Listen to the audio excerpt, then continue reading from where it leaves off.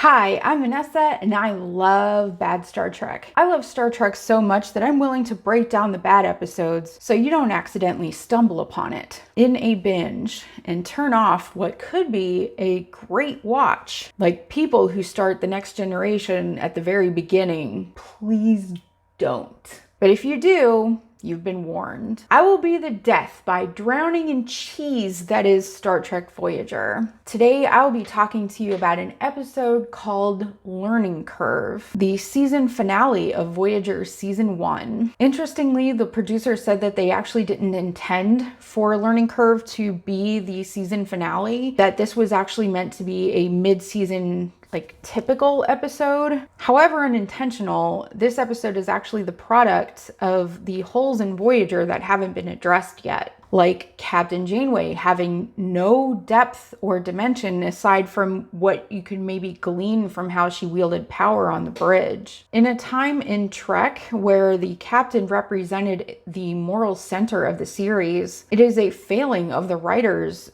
that I still wonder who the hell is Captain Janeway? This is just a guess, but judging from what I've watched, I think the writers really heavily relied on the actress Kate Mulgrew to bring this character to life. But we still don't know anything about this fiance she has or the life she left behind. And most importantly, what informs her philosophy and how much she wishes to adhere to Starfleet code in the wilds of the Delta Quadrant, the Starfleetless void that she and Voyager find themselves in. It's a shame that the first woman captain on Star Trek feels more like a background character at this point, in spite of her screen time. I know more about Neelix, the stowaway cook, through a trauma force-fed to him by Captain Janeway than I do about the captain herself. This leads to a larger issue, which is the lack of a moral core in Voyager. In the episode Parallax, B'Elanna Torres assaulted and nearly killed a fellow engineer. And instead of facing any consequences for that, B'Elanna ended the episode being hired as chief of engineering. In the episode The Cloud, Tom Paris, the ship's pilot, broke into Ensign Kim's quarters while he was sleeping. And that was totally fine. And of course, in the last episode, Jetrel, Janeway invited a mass murderer on board, and he purposefully misdiagnosed Neelix with a fatal disease. Captain Janeway herself has repeatedly injured the ship and the crew with pointlessly risky maneuvers, not the least of which was destroying their one way back home and stranding everybody in the Delta Quadrant. So this episode reckons with the fact that some of the conscripted maquis crew aren't happy with being on a Starfleet ship and sometimes talk back, don't show up, or disobey. And so Tuvak is tasked by Janeway with reining in the rebels, which strategically, it does make sense because you don't want a mutiny. However, Tuvok seems to be the only consistently by-the-book Starfleet officer on board, so I fail to understand what the point is of putting these ex-maquis through boot camp if there was no one else following this code or facing any consequences for breaking it. Really? Everybody should be in fucking boot camp. Most notably, Chakotay. I'll get to that in a little bit, but first, how the episode starts shows the only thing Janeway does with her free time, which is be in the holodeck trying to be some kind of governess teaching science to shitty and rich Victorian age children. What is it with this show and writing kids to be these conniving little demons? You will address us as my lord and my lady. Of course, my lord.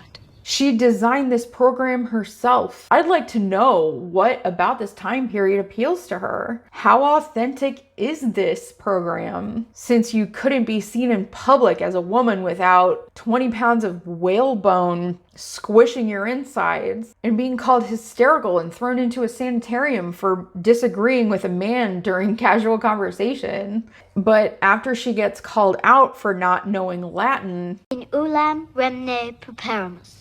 I beg your pardon? In ulam remne preparamus.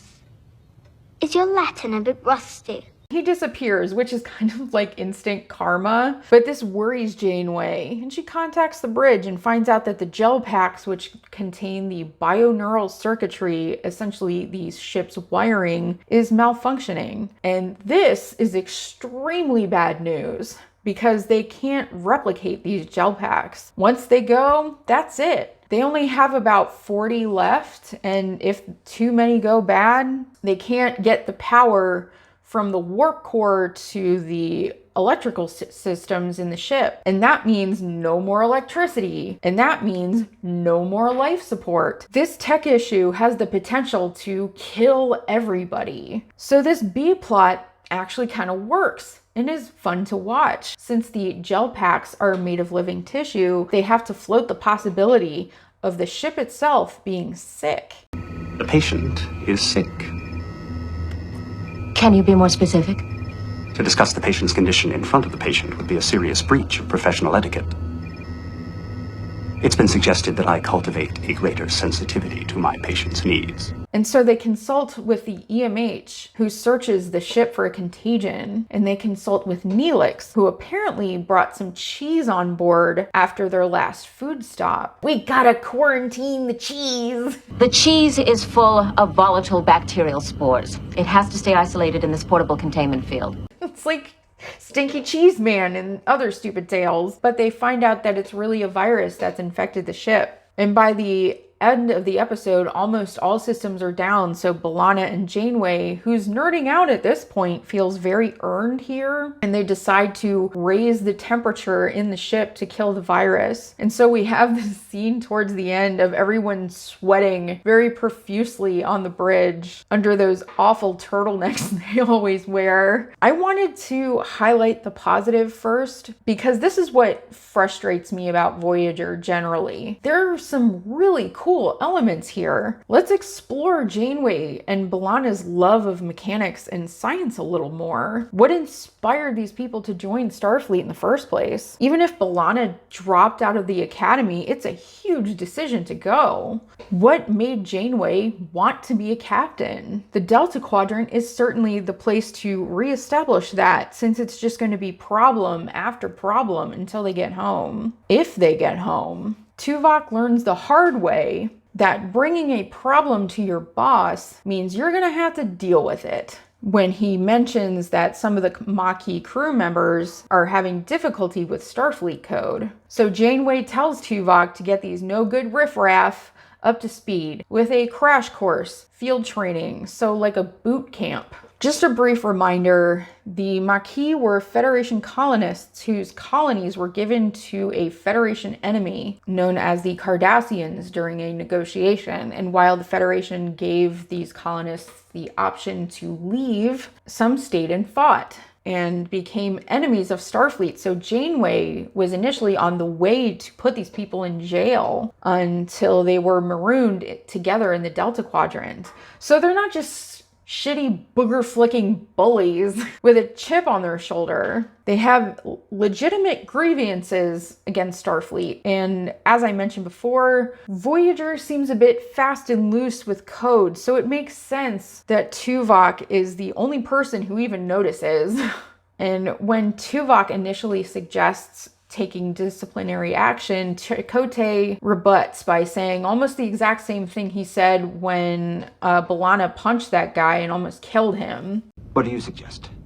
Dragging him in front of a disciplinary board? Tuvok initially meets the group of 4 in the Klingon killer room, which is comprised of a Bajoran, a Bolian, and 2 humans. They essentially write this part to be like a sports movie where the team sucks and they're all bad kids who can't play, but Tuvok will inspire the Mighty Ducks to win the championship. So the first scene has to be where no one listens to him or respects him. We don't have to be here. We're leaving. We didn't ask to come aboard this ship, but we understand the situation we're in and we've done the best job we can. And now you're telling us that's not good enough. That is correct. Well, maybe that's too bad. Maybe we've done the best that we can, and that's as good as you're going to get. How about it? Does anybody really want to be here? I don't have anything to learn from him. Come on, Chell, we're out of here. I order all of you to stay where you are. Chell! Come on. We're leaving.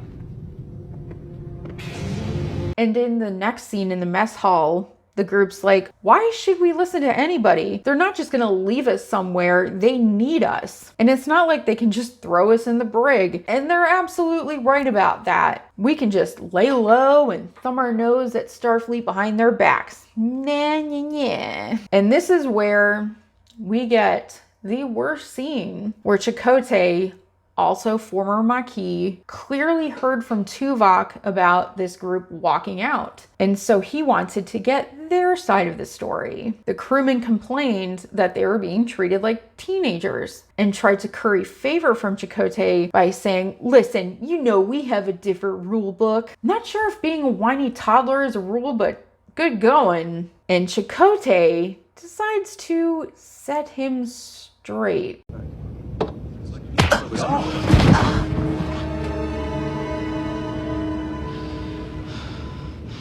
That's the maquis way too, isn't it? And if you want to keep doing it the maquis way, that's fine with me.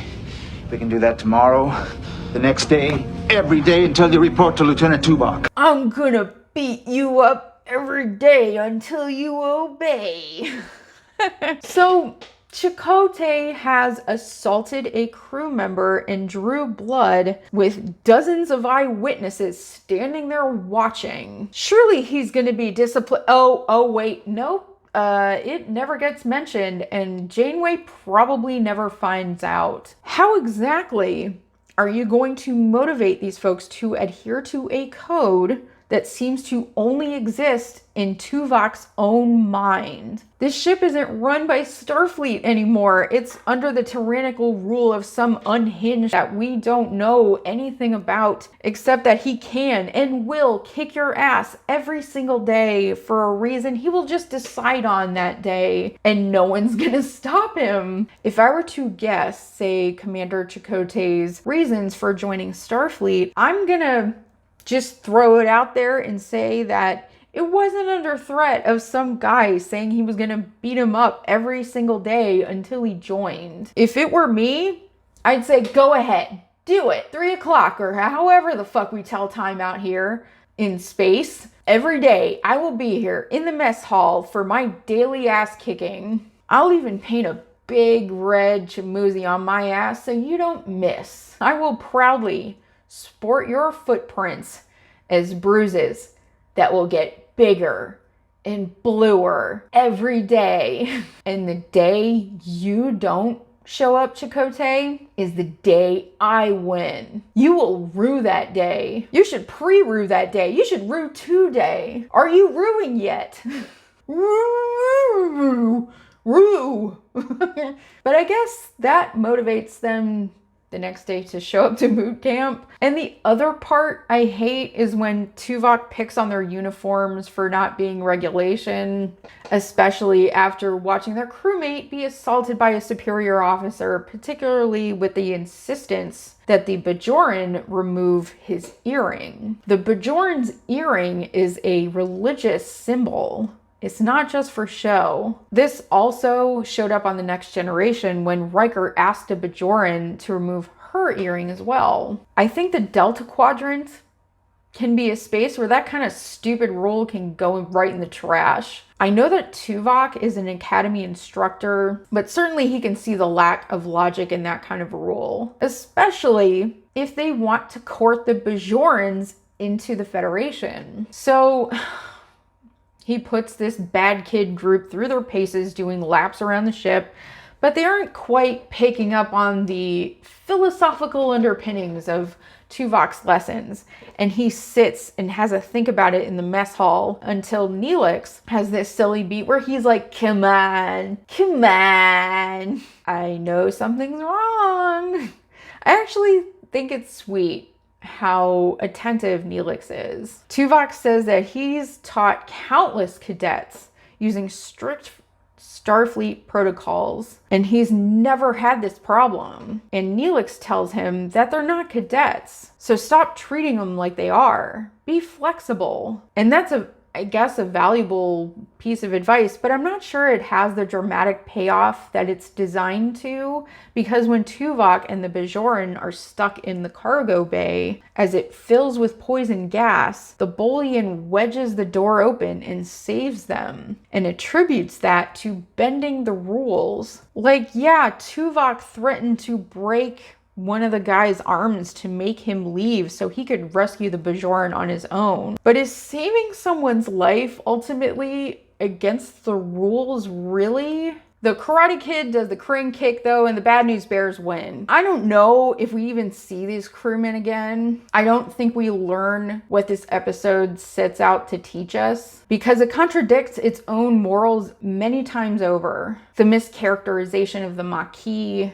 the flat writing of Janeway's character, and inconsistent and sometimes chaotic amoral alignment of the series itself make this episode suffer. There were some enjoyable things about this episode, but because the show can't decide what it wants to be, it's not good. There are plenty of bad Voyager episodes, and I want to do one of my favorites before bouncing around a little. I never intended to stay on one series for too long. Like, subscribe, no pressure, but peer pressure. Till next time, I guess.